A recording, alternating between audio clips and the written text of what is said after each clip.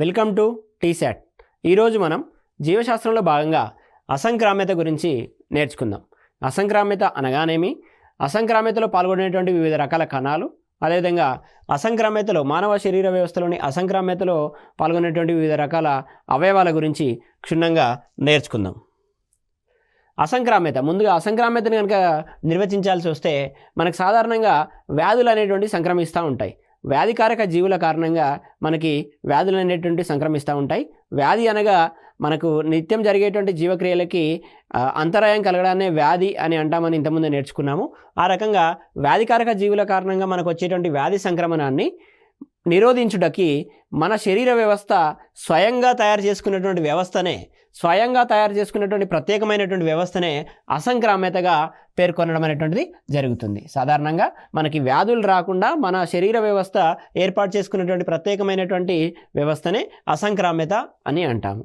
ఈ అసంక్రామ్యతను గురించి చేసేటువంటి శాస్త్రీయ అధ్యయనాన్ని మనము ఇమ్యునాలజీ అని అంటాము. అసంక్రామ్యతను ఇమ్యూనిటీ అని, ఈ అసంక్రామ్యతను గురించి శాస్త్రీయంగా అధ్యయనం చేయడాన్ని ఇమ్యూనాలజీ అని పేర్కొనడం జరుగుతుంది. అదేవిధంగా ఇక్కడ మనకి ఒక సైంటిస్ట్ ఎడ్వర్డ్ జెన్నర్ అని ఉన్నారు. ఈ ఎడ్వర్డ్ జెన్నర్ని మనము ఫాదర్ ఆఫ్ ఇమ్యూనాలజీ, వ్యాధి నిరోధక శాస్త్ర పితామహుడు అని పేర్కొనడం అనేటువంటి జరుగుతుంది ఎడ్వర్డ్ జెన్నర్ అనే సైంటిస్ట్ని. నెక్స్ట్ మనం చూసినట్లయితే మానవ అసంక్రామ్యత వ్యవస్థ లోపల ప్రధానంగా రెండు భాగాలు అనేటువంటివి ఉంటాయి.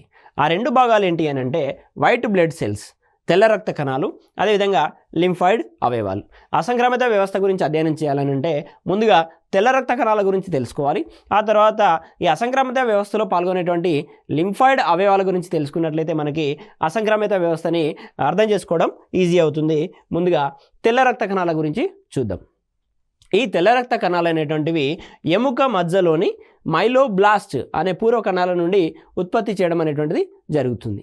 సో తెల్ల రక్త కణాల ఉత్పత్తి అనేటువంటిది ఎముక మధ్యలో ఉండేటువంటి మైలోబ్లాస్ట్ అనే కణాల నుంచి ఉత్పత్తి కావడం అనేటువంటిది జరుగుతుంది. ఈ రకంగా ఎముక మధ్య నుండి తెల్ల రక్త కణాలు ఉత్పత్తి కావడాన్ని మనము ల్యూకోపాయిసిస్ అని అంటాము. ఈ ల్యూకోపాయిసిస్ ప్రక్రియ అనగానేమి అని ఇంతకుముందు ఒకసారి పోటీ పరీక్షలు అడిగినటువంటి సందర్భం, జాగ్రత్తగా గమనించండి. ఎముక మధ్య నుండి తెల్ల రక్త కణాలు ఉత్పత్తి చేయబడే ప్రక్రియను మనం ల్యూకోపాయిసిస్ అని అంటాము. సో ఈ రకంగా ఎముక మధ్య నుండి తెల్ల రక్త కణాలు అనేటువంటివి ఏర్పడతాయి. నెక్స్ట్ మనం చూసినట్లయితే తెల్ల రక్త కణాల సంఖ్య అనేటువంటిది అదే పనిగా అసాధారణంగా పెరగడాన్ని మనం క్యాన్సర్గా అంటాము. దాన్నే ల్యూకేమియా అని అంటాం. తెల్ల రక్త కణాలను ఇంగ్లీష్ లోపల ల్యూకోసైట్స్ అని అంటాము. ల్యూకోసైట్స్ అంటే ఏదైతే తెల్ల రక్త కణాల సంఖ్య అనేటువంటిది అసాధారణంగా పెరగడాన్ని ల్యూకేమియా అని అంటాం. దీన్నే మనము బ్లడ్ క్యాన్సర్గా పిలుస్తాము. బ్లడ్ క్యాన్సర్ అంటే ఏం లేదు, తెల్ల రక్త కణాల సంఖ్య అనేటువంటిది అసాధారణంగా పెరగడం, బ్లడ్ క్యాన్సర్ లేదా ల్యూకేమియా. నెక్స్ట్ తెల్ల రక్త కణాల సంఖ్య అనేటువంటిది అసాధారణంగా తగ్గిపోయినట్లయితే, ల్యూకోసైట్స్ యొక్క సంఖ్య అనేటువంటిది అసాధారణంగా తగ్గిపోయినట్లయితే దాన్ని మనము ల్యూకోపీనియా అని పేర్కొంటాము.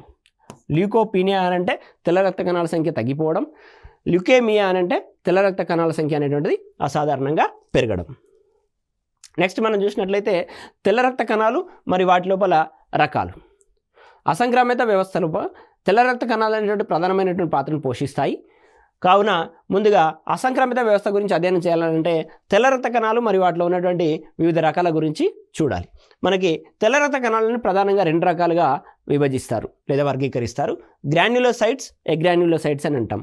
వీటిని కణికాభ కణాలు, కణికాభ రహిత కణాలు అని పేర్కొనడం జరుగుతుంది తెలుగు లోపల.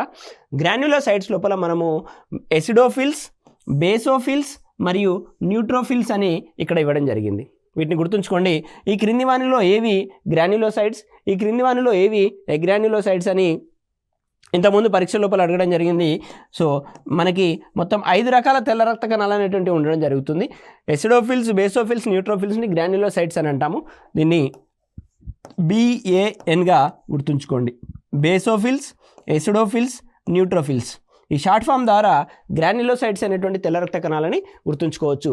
మరి ఈ గ్రాన్యులోసైట్స్ మన రక్షణ వ్యవస్థ లోపల లేదా రోగనిరోధక వ్యవస్థ లోపల ఏ రకంగా పనిచేస్తాయి అని అంటే, మన ఏదైనా అన్య పదార్థం మన శరీరంలోకి ప్రవేశించినప్పుడు ఎసిడోఫిల్స్, బేసోఫిల్స్, న్యూట్రోఫిల్స్ అనేటువంటివి వాపుని కలిగించి రక్షణ వ్యవస్థ లోపల పాల్గొంటాయి లేదా మంటని కలిగించి రక్షణ వ్యవస్థ లోపల పాల్గొంటాయి. మన శరీరానికి సంకేతాలను పంపించడం ద్వారా మంటను కలిగించి రక్షణ వ్యవస్థ లోపల పాల్గొంటాయి. అదేవిధంగా ఎలర్జీని కూడా కలిగిస్తూ ఉంటాయి. అంటే ఏదైనా ఒక ఫారెన్ మెటీరియల్ లేదా అన్య పదార్థం అనేటువంటి మన శరీరంలోకి ప్రవేశించినప్పుడు మన శరీరము అత్యంత వేగవంతంగా చూపించేటువంటి ప్రతిస్పందననే మనము ఎలర్జీ అని పేర్కొంటాము. ఎక్కువగా ప్రతిస్పందించడాన్ని మనం ఎలర్జీ అని అంటాము. ఆ రకమైనటువంటి ఎలర్జీకి ఈ గ్రాన్యులోసైట్సే కారణం. ఎసిడోఫిల్స్, బేసోఫిల్స్, న్యూట్రోఫిల్స్ అనేటువంటివి ఈ రకంగా ఎలర్జీని, వాపుని, మంటని కలుగజేస్తూ రక్షణ వ్యవస్థ లోపల పాల్గొంటాయి. మన శరీరానికి సంకేతాలను పంపిస్తూ రక్షణ వ్యవస్థ లోపల పాల్గొంటాయి. ఈ గ్రాన్యులోసైట్స్ అనేటువంటివి ఎసిడోఫిల్స్, బేసోఫిల్స్, న్యూట్రోఫిల్స్ అని గుర్తుపెట్టుకోండి. నెక్స్ట్ మనకి ఎగ్రాన్యులోసైట్స్ ఉన్నాయి. ఈ ఎగ్రాన్యులోసైట్స్ మొత్తం 5 రకాల లోపల గ్రాన్యులోసైట్స్ అనేటువంటివి 3 రకాలు, ఎగ్రాన్యులోసైట్స్ అనేటువంటివి 2 రకాలు. మోనోసైట్స్, లింఫోసైట్స్ అనేటువంటివి ఎగ్రాన్యులోసైట్స్ కిందకి వస్తాయి. కణికాభ రహిత కణాలు అని అంటాము. ఈ మోనోసైట్స్ని మనము మైక్రోఫేజ్లు అని పిలుస్తాము. సో ఎప్పుడైతే ఏదైనా ఒక అన్య పదార్థం మన శరీర భాగంలోకి ప్రవేశించినప్పుడు ఇది ఒక మోనోసైట్ అని అనుకున్నట్లయితే ఈ మోనోసైట్ అనేటువంటిది ఈ అన్య పదార్థాన్ని లైసోజోమ్ దగ్గరికి చేరవేస్తుంది. మనకు తెలుసు ఈ లైసోజోమ్లు అనేటువంటివి విచ్ఛిన్నకారులుగా పనిచేస్తాయి. ఈ అన్య పదార్థాన్ని ఎప్పుడైతే మోనోసైట్ అనేటువంటిది మైక్రోఫేజ్గా పనిచేసి లైసోజోమ్ దగ్గరికి చేరుస్తాయో లైసోజోమ్ అనేటువంటిది ఈ అన్య పదార్థాన్ని లోపలికి పీల్చుకొని విచ్ఛిన్నం చేసేటువంటి శక్తిని కలిగి ఉంటుంది. ఆ రకంగా మనకి అసంక్రమిత వ్యవస్థ లోపల మోనోసైట్స్ అనేటువంటివి పాల్గొంటాయి. నెక్స్ట్ మనం చూసినట్లయితే లింఫోసైట్స్. మొత్తం అసంక్రమిత వ్యవస్థ లోపల తెల్ల రక్త కణాల్లోకి వెళ్ళా ఈ లింఫోసైట్స్ అనేటువంటివి కీలకమైనటువంటి పాత్రను పోషిస్తాయి. ఇవి 2 రకాలు, బి లింఫోసైట్స్ మరియు టీ లింఫోసైట్స్ అని పేర్కొనడం జరుగుతుంది. సో బోన్ మ్యారో ద్వారా ఏర్పడి బోన్ మ్యారో లోపలే పరిపక్వత చెందినటువంటి లింఫోసైట్స్ని, బోన్ మ్యారో అంటే ఎముక మజ్జ నుండి ఏర్పడి ఎముక మజ్జలోనే పరిపక్వత చెందినటువంటి లింఫోసైట్స్ని బి లింఫోసైట్స్గా పేర్కొనడం జరుగుతుంది. ఎముక మజ్జ నుండి ఏర్పడి పరిపక్వత చెందడం మాత్రము థైమస్ గ్రంథి స్రవించేటువంటి థైమోసిన్ అనేటువంటి హార్మోన్ కారణంగా పరిపక్వత చెందినటువంటి లింఫోసైట్ కణాలని టీ లింఫోసైట్స్గా పేర్కొనడం జరుగుతుంది. ఇవి బోన్ మ్యారో లోపల పరిపక్వం చెందుతున్నాయి కాబట్టి బి లింఫోసైట్స్. ఈ టీ లింఫోసైట్స్ ఏవైతే ఉన్నాయో థైమస్ గ్రంథి యొక్క థైమోసిన్ హార్మోన్ వల్ల పరిపక్వత చెందుతున్నాయి కాబట్టి మొదటి అక్షరం టీతో సూచించడం అనేటువంటి జరుగుతుంది. ఈ రకంగా తెల్ల రక్త కణాల్లోని ఎగ్రాన్యులోసైట్స్ అనేటువంటివి రక్షణ వ్యవస్థ లోపల పాల్గొంటాయి.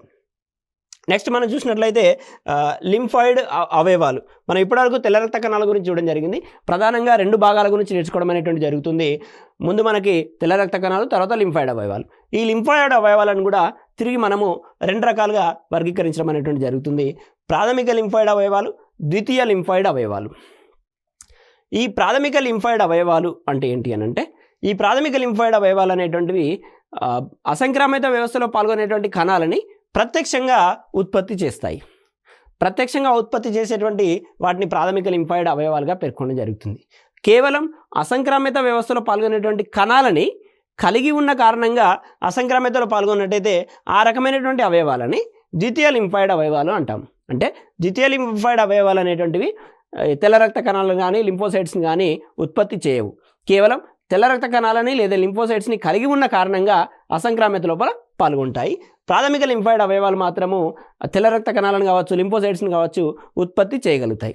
ఉత్పత్తి చేస్తే ప్రాథమిక లింఫాయిడ్ అవయవాలు, ఉత్పత్తి చేసిన వాటిని కలిగి ఉంటే ద్వితీయ లింఫాయిడ్ అవయవాలు అనే విషయాన్ని గుర్తుంచుకోండి. నెక్స్ట్ మనము ప్రాథమిక లింఫాయిడ్ అవయవాల గురించి చూసినట్లయితే ఇక్కడ డెఫినేషన్ ఇవ్వడం జరిగింది. లింఫోసైట్స్ మరియు తెల్ల రక్త కణాల పుట్టుక మరియు పుట్టుకని నిర్ణయిస్తాయి మరియు పరిపక్వతని నిర్ణయించేటువంటి అవయవాలనే ప్రాథమిక లింఫాయిడ్ అవయవాలని పేర్కొనడం జరుగుతుంది. మనకి 2 రకాల ప్రాథమిక లింఫాయిడ్ అవయవాలు అనేటువంటివి ఉన్నాయి.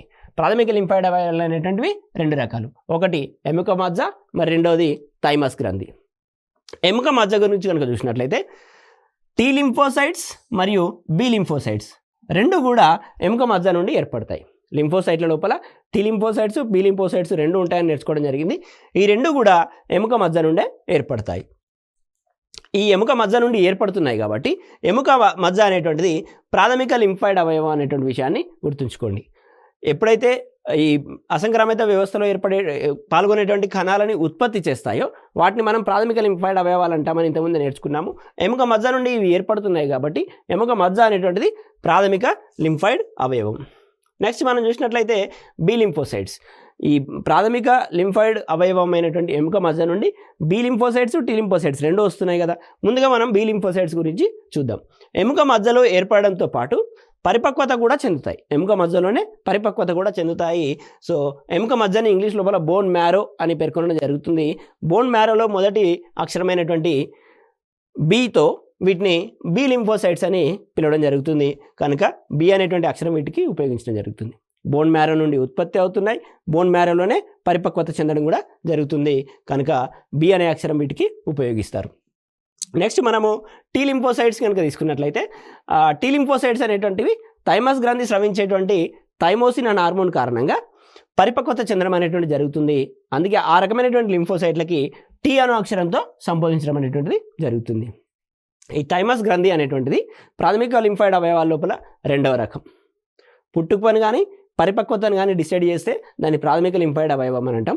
ఎముక మజ్జ పుట్టుకకి కారణమైతే థైమస్ గ్రంథి అనేటువంటిది టీ లింఫోసైట్ల యొక్క పరిపక్వతకు కారణమవుతుంది. కాబట్టి థైమస్ గ్రంథిని కూడా మనము ప్రాథమిక లింఫాయిడ్ అవయవంగా పేర్కొనడం జరుగుతుంది. థైమస్ గ్రంథి నుండి విడుదలయ్యేటువంటి థైమోసిన్ అనే హార్మోన్ ప్రభావంతో ఎముక మధ్యలో ఏర్పడినటువంటి టీ లింఫోసైట్ కణాలు ఎక్కడ ఏర్పడుతున్నాయి?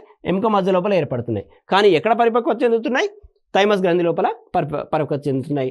థైమస్ గ్రంథి స్రవించేటువంటి థైమోసిన్ అనే హార్మోన్ కారణంగా. సో కావున వీటిని టీ లింఫోసైట్ అని పేర్కొనడం జరుగుతుంది. ఈ పర్టికులర్గా థైమస్ గ్రంథి ఏదైతే ఉందో 10 నుండి 14 ఏళ్ల వరకు మాత్రమే ఉంటుంది. 10 సంవత్సరాలు లేదా 14 సంవత్సరాల వరకు మాత్రమే ఉంటుంది. ఆ తర్వాత ప్రౌఢ మానవ దశ లోపల ఈ థైమస్ గ్రంథి అనేటువంటిది అదృశ్యం కావడం జరుగుతుంది. సో కేవలం బాల్య దశలోనే ఉండి ప్రౌఢ దశ లోపల అదృశ్యం అవుతున్న కారణంగా ఈ థైమస్ గ్రంథిని మనము బాలగ్రంథిగా పేర్కొంటాము. థైమస్ గ్లాండ్ని మనము చైల్డ్ గ్లాండ్గా పేర్కొంటాము లేదా బాలగ్రంథి అని తెలుగులో అంటాము. సో ఇది థైమస్ గ్రంథికి సంబంధించినటువంటి సమాచారం. నెక్స్ట్ మనము ద్వితీయ లింఫాయిడ్ అవయవాల గురించి నేర్చుకుందాం. ప్రాథమిక లింఫాయిడ్ అవయవాల లోపల ఎముక మజ్జ మరియు థైమస్ గ్రంథి గురించి నేర్చుకోవడం జరిగింది. నెక్స్ట్ ద్వితీయ లింఫాయిడ్ అవయవాల లోపల మనకి ద్వితీయ లింఫాయిడ్ అవయవాలకు నిర్వచనం ఇవ్వాలంటే అవి కణాల ఉత్పత్తిని ప్రేరేపించవు. అసంక్రామ్యతలో పాల్గొనేటువంటి కణాల ఉత్పత్తిని ప్రేరేపించవు. కానీ కణాలు కలిగి ఉండడం కారణంగా ఆ రకమైనటువంటి కణాలను కలిగి ఉన్న కారణంగా ఇవి అసంక్రామిత వ్యవస్థ లోపల పాల్గొంటాయి. అదే ఇక్కడ ఇవ్వడం జరిగింది. లింఫోసైట్స్ మరియు ఇతర తెల్ల రక్త కణాలను కలిగి ఉండడం ద్వారా ఇమ్యూనిటీలో పాల్గొంటాయి. ఆ రకమైనటువంటి అవయవాలని మనం ద్వితీయ లింఫాయిడ్ అవయవాలని పేర్కొంటాం. సో ఈ ద్వితీయ లింఫాయిడ్ అవయవాలు మరలా మనకి శోషరస కణుపులు, ప్లీహము, మాల్ట్ కణజాలము అని 3 రకాలుగా ఉంది. సో మనకిప్పుడు శోషరస కణుపులను కనుక తీసుకున్నట్లయితే ఈ శోషరస కణుపులు అనేటువంటివి గుండ్రటి సంక్లిష్ట నిర్మాణాలు. ఈ తెల్ల రక్త కణాలను, లింఫోసైట్ కణాలని కలిగి ఉన్నటువంటి గుండ్రటి సంక్లిష్ట నిర్మాణాలనే మనము శోషరస కణుపులుగా పేర్కొంటాము. ఈ శోషరస కణుపులు అనేటువంటివి భక్షక క్రియల లోపల పాల్గొంటాయి. భక్షక క్రియ అంటే నేను ఇంతకుముందు చెప్పినట్టు మానవ శరీరంలోకి ఏదైనా అన్య పదార్థం ప్రవేశించినప్పుడు ఈ శోషరస కణుపులు అనేటువంటివి ఆ అన్య పదార్థాన్ని భక్షిస్తాయి. దీన్నే భక్షక్రియ అని అంటారు. భక్షించడం ద్వారా రోగ నిరోధక వ్యవస్థ లోపల పాల్గొంటాయి. సో ఆ రకంగా శోషరస కణుపులు అసంక్రామిత వ్యవస్థలో పాల్గొనేటువంటి కణాలను ఉత్పత్తి చేయకపోయినా వాటిని కలిగి ఉన్న కారణంగా అసంక్రామితలో పాల్గొంటున్నాయి. అందుకే వీటిని ద్వితీయ లింఫాయిడ్ అవయవాలుగా పేర్కొంటున్నాం మనం. నెక్స్ట్ మనకున్నటువంటిది ప్లీహము. దీన్ని ఇంగ్లీష్ లోపల స్ప్లీన్ అని అంటాము. ఈ స్ప్లీన్ అనేటువంటిది తెల్ల రక్త కణాలతో కూడినటువంటి లింఫాయిడ్ కణజాలాన్ని కలిగి ఉంటుంది. తెల్ల రక్త కణాలతో కూడిన లింఫాయిడ్ కణజాలాన్ని కలిగి ఉంటుంది. ఈ ప్లీహం అనేటువంటిది నిరంతరము రక్తశుద్ధి లోపల పాల్గొంటుంది. మనకు ఏదైనా వ్యాధికారక జీవి మనకు సంక్రమించినట్లయితే ముందుగా అది చేరేటువంటిది రక్తం. సో ఆ రక్తాన్ని శుభ్రపరచడం ద్వారా ప్లీహం అనేటువంటిది రోగ నిరోధక వ్యవస్థ లోపల పాల్గొంటుంది, లేదా అసంక్రామిత వ్యవస్థ లోపల పాల్గొంటుంది, లేదా రక్షక వ్యవస్థ లోపల పాల్గొంటుంది. సో ఈ రకంగా మరో రకమైనటువంటి మనకి ద్వితీయ లింఫాయిడ్ అవయవం అదే మాల్ట్ అని పేర్కొనడం జరుగుతుంది. నెక్స్ట్ శ్లేష్మస్తర కణజాలంతో ముడిపడిన తెల్ల రక్త కణాల కణజాలాన్నే మనము మాల్ట్ అని అంటున్నాము. ఈ మాల్ట్ అనేటువంటి ఇంగ్లీష్ వర్డ్ ఇక్కడ ఇవ్వడం జరిగింది. మ్యూకస్ అసోసియేటెడ్ లింఫాయిడ్ టిష్యూ అని అంటాము, లేదా మ్యూకోజాయిడ్ అసోసియేటెడ్ లింఫాయిడ్ టిష్యూ అని అంటాము. Mucus associated lymphoid tissue. Mucus అని అంటే శ్లేష్మ పదార్థం. ఆ శ్లేష్మ పదార్థాన్ని కలిగినటువంటి లింఫాయిడ్ టిష్యూనే మనము మాల్ట్ అని అంటాము. సో ఈ మాల్ట్ అనేటువంటిది ఈ కణజాలం అనేటువంటిది ప్రధానంగా వాయునాళం దగ్గర టాన్సిల్స్ రూపం లోపల ఉండడం అనేటువంటిది జరుగుతుంది. టాన్సిల్స్ ఏవైతే ఉన్నాయో ఆ టాన్సిల్స్ అనేటువంటిది ఈ మాల్ట్ కణజాలాల యొక్క నిర్మాణంతో ఏర్పడి ఉంటాయి. సో ఈ మాల్ట్ అనేటువంటిది ప్రధానంగా మనకి జీర్ణనాళం మరియు శ్వాసనాళంలో కూడా అబ్జర్వ్ చేయవచ్చు. శ్వాసనాళం లోపల శ్లేష్మస్తర కణజాలాలు అనేటువంటివి ఉంటాయి. మనము ఎప్పుడైతే గాలి తీసుకుంటామో గాలి ద్వారా వచ్చేటువంటి దుమ్ము ధూళి మరియు ఇతర సూక్ష్మక్రిములని ఈ శ్లేష్మం అనేటువంటిది బంధించి బయటకు విసర్జించేటువంటి ప్రక్రియని కలిగి ఉంది. సో జీర్ణనాళంలో కూడా ఆ రకమైనటువంటి లాలాజలంతో కూడినటువంటి శ్లేష్మస్తరాలు అనేటువంటివి ఉంటాయి. వచ్చినటువంటి సూక్ష్మక్రిములని ఈ శ్లేష్మస్తరం లేదా శ్లేష్మ కణజాలం అనేటువంటిది చంపివేసేటువంటి వ్యవస్థని కలిగి ఉంటూ అసంక్రామ్యత వ్యవస్థ లేదా రక్షణ వ్యవస్థలో పాల్గొంటుంది. కాబట్టి మాల్ట్ అనేటువంటిది కూడా మరి మనకు ఉన్నటువంటి మరొక ద్వితీయ లింఫాయిడ్ అవయవం. నెక్స్ట్ మనం చూసినట్లయితే ఇమ్యూనిటీని కణాల ఆధారంగా, ఇమ్యూనిటీలో పాల్గొనేటువంటి కణాల ఆధారంగా మనము 2 రకాలుగా విభజించవచ్చు. ఒకటి సెల్యులార్ ఇమ్యూనిటీ మరియు హ్యూమోరల్ ఇమ్యూనిటీ అని పేర్కొనడం జరిగింది. సో సెల్యులార్ ఇమ్యూనిటీ అని అంటే టీ లింఫోసైట్ల కారణంగా వచ్చేటువంటి వ్యాధి నిరోధక వ్యవస్థనే మనము సెల్యులార్ ఇమ్యూనిటీ అని అంటాము. అదేవిధంగా బి లింఫోసైట్ల కారణంగా కలిగేటువంటి రోగనిరోధక వ్యవస్థనే మనము హ్యూమోరల్ ఇమ్యూనిటీ అని పేర్కొనడం జరుగుతుంది. ఇక్కడ ఏమవుతుందనంటే ఎప్పుడైతే ఫారెన్ మెటీరియల్ మనకి శరీరంలోకి ప్రవేశిస్తుందో, అన్య పదార్థం అనేటువంటి మన శరీరంలోకి లేదా వ్యాధికారక జీవి అనేటువంటి శరీరంలోకి ప్రవేశిస్తుందో టీ లింఫోసైట్ కణాలు అనేటువంటివి డైరెక్ట్గా ఈ అన్య పదార్థం పైన ప్రభావితం చేసి వాటిని చంపేసే ప్రయత్నం చేస్తాయి టీ లింఫోసైట్స్. అలా కాకుండా ఎప్పుడైతే ఫారెన్ మెటీరియల్ లేదా వ్యాధికారక జీవి మన శరీరంలోకి ప్రవేశిస్తుందో బి లింఫోసైట్స్ అనేటువంటివి వ్యాధికారక జీవిని గుర్తుంచుకునేటువంటి ప్రయత్నం చేస్తాయి. ఆ రకంగా గుర్తుంచుకోవడాన్ని మనము జ్ఞప్తి అని పేర్కొంటాం. జ్ఞప్తి అని పేర్కొనడం అనేటువంటిది జరుగుతుంది. అన్య పదార్థము మన శరీరంలోకి ప్రవేశించగానే టీ లింఫోసైట్స్ మ్యాక్రోఫేజ్ల రూపం లోపల వాటిని భక్షించే కార్యక్రమాన్ని చేస్తాయి. అదేవిధంగా ఈ టీ లింఫోసైట్స్ అనేటువంటివి బి లింఫోసైట్స్ని ప్రేరేపిస్తాయి. కాబట్టి దీన్ని సెల్యులార్ ఇమ్యూనిటీ అని అంటాము. దీన్నే కణ మధ్యవర్తిత్వ రోగనిరోధక వ్యవస్థగా పేర్కొంటాము. కానీ ఇక్కడ బి లింఫోసైట్స్ అనేటువంటివి ఏదైనా ఒక వ్యాధికారక జీవి మన శరీరంలో ప్రవేశించినప్పుడు ఆ వ్యాధికారక జీవిని గుర్తుంచుకొని మరోసారి ఆ వ్యాధికారక జీవి ప్రవేశించినప్పుడు డైరెక్ట్గా సంబంధించినటువంటి ప్రతిదేహకాలని యాంటీబాడీస్ని ఉత్పత్తి చేసేటువంటి శక్తిని ఈ బి లింఫోసైట్స్ అనేటువంటి కలిగి ఉంటాయి. ఈ రకమైనటువంటి రోగనిరోధక వ్యవస్థనే మనము హ్యూమోరల్ ఇమ్యూనిటీ అని పేర్కొనడం జరుగుతుంది. ఆ రకంగా గుర్తుంచుకోవడాన్ని మనము జ్ఞప్తి అని అంటాము. ఈ జ్ఞప్తి అనేటువంటి అంశం ఆధారంగానే మనము టీకాలని తయారు చేయడం అనేటువంటి జరుగుతుంది. ఇక్కడ ఏమవుతుంది, బి లింఫోసైట్స్ అనేటువంటి వ్యాధికారక జీవిని గుర్తుంచుకొని మరోసారి వ్యాధికారక జీవి శరీరంలోకి ప్రవేశిస్తే ప్రత్యక్షంగా ప్రతిదేహకాలను ఉత్పత్తి చేస్తున్నాయి. ఈ అంశాన్ని ఆధారం చేసుకొని మనం టీకాలని ఉత్పత్తి చేయడం అనేటువంటిది జరుగుతుంది. ఏ రకంగానంటే ఇప్పుడు టీకా రూపంలో మనము క్రియారహితమైనటువంటి ప్రతిజనకాన్ని మనకి దేహంలోకి ప్రవేశపెట్టడం జరుగుతుంది. ఎప్పుడైతే క్రియారహిత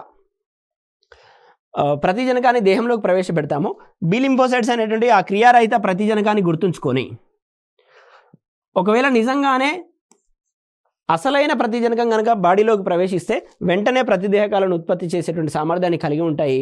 ఆ రకంగా రోగనిరోధక వ్యవస్థని పెంపొందించుకునేటువంటి సదుపాయం ఉంటుంది. కాబట్టి బి లింఫోసైట్ల జ్ఞప్తి అనేటువంటి అంశం ఆధారంగా మనము టీకాలని ఉత్పత్తి చేయడం అనేటువంటిది జరుగుతుంది. సో ఈ రకంగా పాల్గొనేటువంటి కణాల ఆధారంగా, ఇమ్యూనిటీలో పాల్గొనేటువంటి కణాల ఆధారంగా సెల్యులార్ ఇమ్యూనిటీ మరియు హ్యూమరల్ ఇమ్యూనిటీగా పేర్కొనడం జరిగింది.